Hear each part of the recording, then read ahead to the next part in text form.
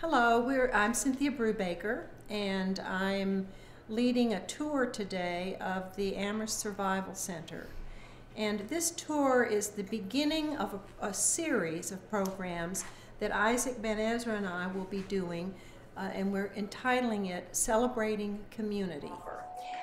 This idea for this program, really the germination of it came from Isaac. And do you want to say anything about what your thoughts were in starting this? Well, two things that, Cynthia and I are producers at Amherst Media and have been for a long time. Cynthia produces the Neighbor to Neighbor, and I produce Conversations. And our interest in those programs is to bring people together and to give people a chance to tell their story. The concerns that some of us have been talking about that need to be reframed are the big issues in the country that impact on the local scene. Poverty, evictions, no jobs, mental health on the increase. All these issues have imposed on communities all over America. The kinds of things that the Survival Center here is trying to touch on, to create a center to fight back in the community, to deal with multiple issues. We have no illusions that what we do here is going to solve the big problems. But it does speak to that people care about each other. It's more than words. It's the action of a community that has worked hard over the last few years to bring together the Survival Center.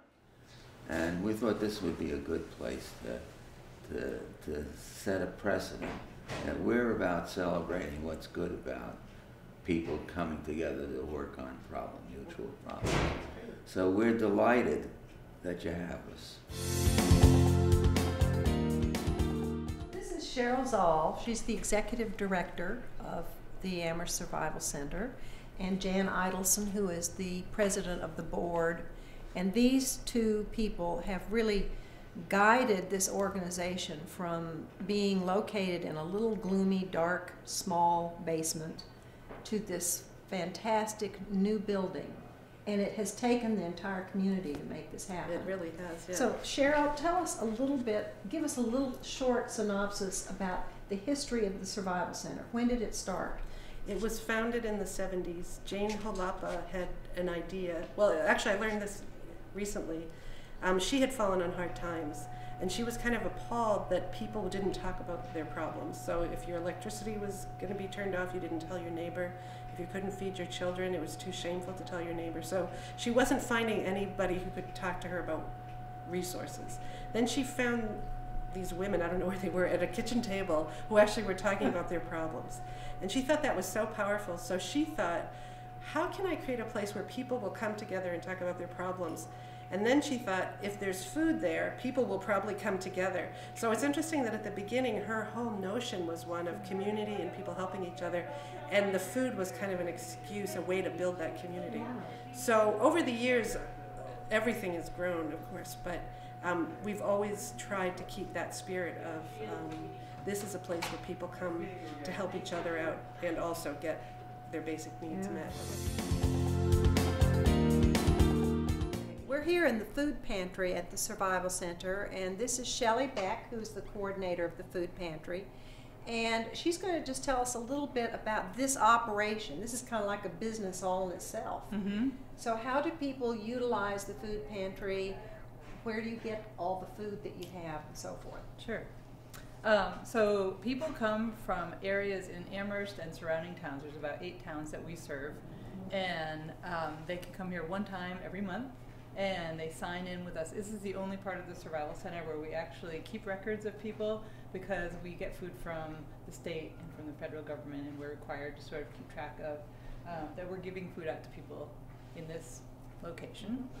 So people sign in, and we have these lovely shopping carts that we got from donations from the Rotary and Whole Foods. Yeah, we have a whole crew of volunteers that come and walk people through our pantry and shop with them. You'd be amazed at how many just cases of vegetables and fruit, mostly canned goods, non-perishables, and also increasingly they're giving us farm fresh produce that comes into the food bank. And a lot of that is through the state, through the federal government. We have proteins, we have vegetables, we have soups, we have beans, we have milk, peanut butter, spaghetti sauce, rice, pasta, cereal, basic staples that we hope that if we get people in here once a month, we're giving them 30, 40 pounds of food. It will last them 3 or 4 days to boost their food budget for the month.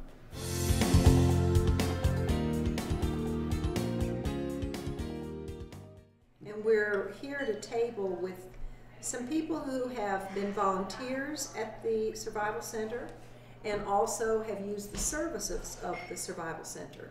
So I'd like to have them introduce themselves. Sarah, why don't you go first and tell us what you've done here. Okay, I'm Sarah Fisher.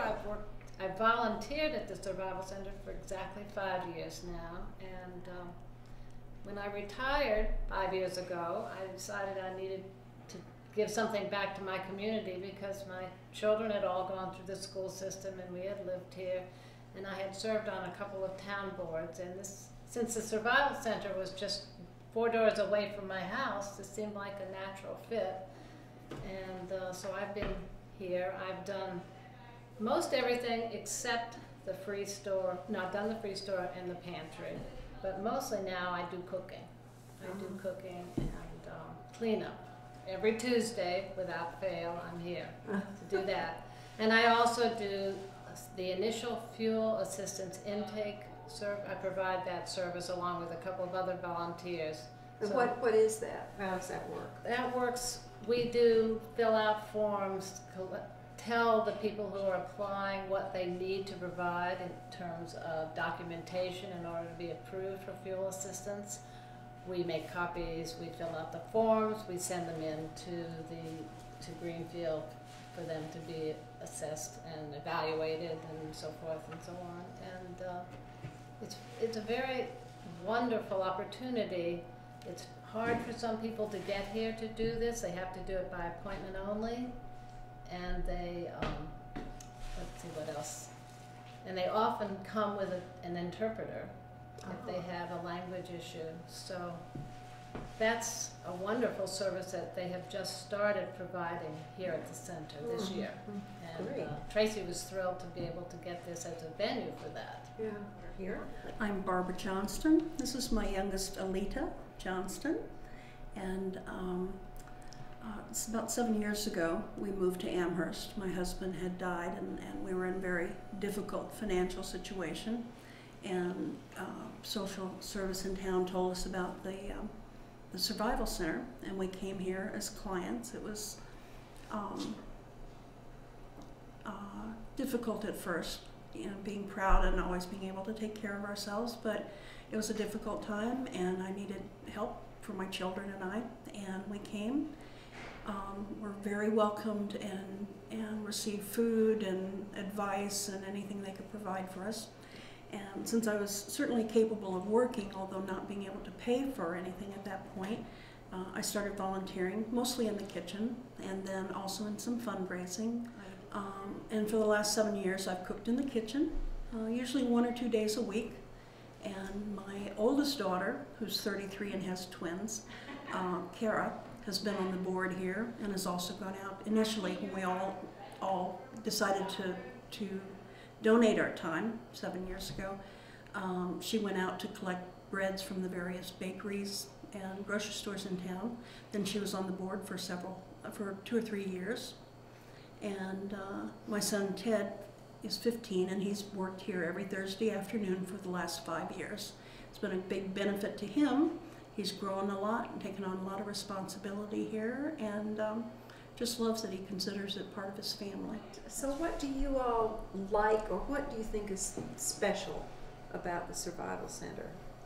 Well, for me, I came here because I was looking for a way to give back to my community, never expecting that I would get bushels back to myself. The other thing is that I have been, as I can, I bring my grandchildren down when they're visiting to participate as volunteers. And I was telling Barbara before this that my 8-year-old granddaughter thinks that to come here to work in the kitchen and serve people is like going to Disney. I think that's such a wonderful beginning for her to understand volunteering. Excellent. A lot of things. I can't imagine what is the most. Having my children see the other side. We've always been very fortunate, and had a rough time for a while, and are now, partially because of Survival Center, able to take care of ourselves and keep up with things. But for them to see that there's a whole world out there that isn't so fortunate, and not to see them on the street or on the corner or in a store, but to see them sitting next to them having supper, you know, and understanding that those people that aren't as fortunate are just as valuable and just as much a part of the community, and require the same respect as they do themselves. I think it's really important for children to see that, and for other people to see that too. I think that's probably the most important thing, to have empathy.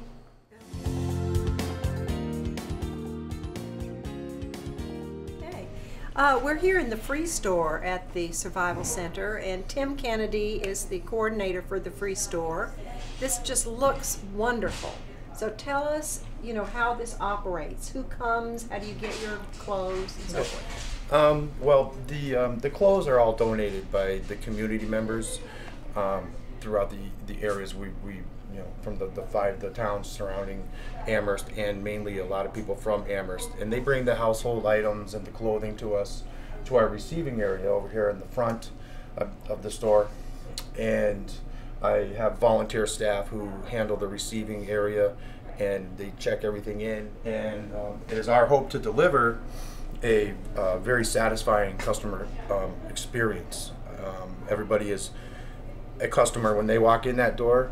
They're a customer of this store, and they're to be treated respectfully and kindly, and we generally have some nice soft music playing, you know, so you can walk around the store and enjoy yourself, and it's a very peaceful experience. And the people in the community who need the clothes are coming to get them, and we serve anywhere from 100 to 175 people per day here at the store. Really? That's Yeah. amazing. You know, we have a lot of the necessities that people need out there. You know, maybe it's a gentleman who has just been here, and he made a contact here, and he's going to have a job interview, but, well, you know, maybe I don't have something that's nice enough to wear. You can come in here and find something really nice to wear that's going to give you that upbeat look for when you're going out on that interview, and hopefully we're going to help with that. It might be the mom who's struggling to make ends meet with her children, and she can come with her kids, and we offer reading here for the children. We have volunteers who are willing to sit with the children and read while the mom walks around and you know, does her little shopping and gets some clothes items for the children. It's a wonderful process. I see people coming in with a melodramatic face and leaving with smiles. Yes. And it's my goal and my ambition that everybody who walks in is going to enjoy their experience in the Free Store, and they're going to leave with a big smile. We're here in the medical clinic, one of two offices, one of two medical clinics, and we're going to talk a little bit about how people can utilize the services and who comes in. Well, my name is Felicia Sabine, and I am the clinic coordinator. And my role here is basically to just help the operations of the clinic run more smoothly. It's a first come, first serve system we have, so you don't have to make an appointment. You would just show up. The clinic hours are Mondays from 12:30 to 2, and Thursday evenings from 5 to 6. my job is to really talk with patients before they meet with the doctors and find out what their needs are. I do a lot of follow-up after they've met with the doctors. I facilitate mass health enrollment for people who people are coming in who don't have insurance. I try to help them get insurance. So how do people, there's no charge. Right, it's free. It's free. Yeah, I should have said And then that. who are the doctors and the nurses that, I guess they volunteer their time? Yes, they do. We have two wonderful volunteer doctors. Daniel Clapp has been here, I think, since the beginning, and Dr. Paul Berman he came on last year, I believe. And then we have a nurse, Tricia Smallman, and they are wonderful. Well, this is quite a remarkable thing. In addition to the Survival Center, I know that Dr. Sue Lowry was instrumental in getting this started. Right. Well, it's a wonderful, the clinic is just an amazing resource. It's limited, but we've helped, I think I just finished the statistics for this year, and somewhere around 500 clinic, Oh my gosh. 400 or 500 clinic visits this year. We're here in Tracy Levy's office. She's kind of got a view of the whole layout here of the building. And Linda Brooks has joined us. She's the food coordinator. Is that what you call yourself? Kitchen coordinator. And Tracy is the, what do you call it? I'm the program director. Program director, which is a huge job. Both are huge jobs. So why don't you start and tell us what you do here as program coordinator. One is really supporting the program, specifically the kitchen staff, the pantry staff, and the free store staff. And that's being available if they have any questions, any problems, helping them think through things. If they're not here for whatever reasons, vacations, sick, whatever, I know enough about what they're doing so that if necessary I can do their jobs. I'd rather not have to do it though. I can cook lunch. But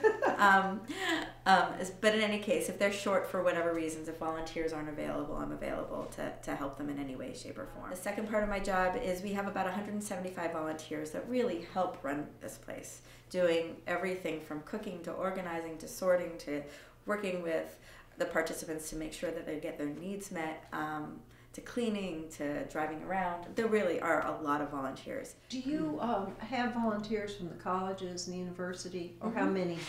Okay, so if we have 175 volunteers, the way I like to break it down is there's probably about 30 volunteers that come here who would be here anyway, who are part of this community, who have been part of this community for a long time. So out of the 175 volunteers, probably 30 fit into that category. 50 volunteers are current students at mostly UMass, but also Amherst College, and once in a while from Hampshire College, or HCC, or some of the other colleges around. There's a variety of different reasons why people find themselves volunteering here. We are so fortunate to have the incredible volunteers from all different walks of life. Well, Linda, you do such an incredible job with the food and the preparation and the whole thing. How long have you been here? 7 years. 7 years. And how you prepare meals 4 days a week, right? 4 days a week for how many people? Right now, the average is 80. Pretty much every day, 80 people walk through that door. Yesterday, we had Black History Dinner, and we had over 125 people. Wow. The cooks never know what they're going to cook. That just amazes me. Until that moment. And they come in at 9, and they're ready by 11:30, basically. So they're only doing it in 2.5 hours. It's even presented beautifully. It's not just like, oh, we just got it done. It's just a beautiful, enticing, delicious looking, and tasting. And that makes people feel good because they have the choice. A lot of these people that come through don't have choices in their life. But when they come and there's a full counter, they have lots of choices. And we encourage everybody to grab something. Like, I have vendors who come in, I'll ask them if they want to grab something. And it's not like, some of them are worried there's not, like, save it for somebody who needs it. But that's not what it's all about. It's, again, sitting down and talking to the people, making them feel welcome. Because if they're they feel a little outsided, and there's there's so many connections that are made here on so many levels, whether it's somebody getting a job from somebody else, somebody making a friendship, It's a lover. networking. Yeah.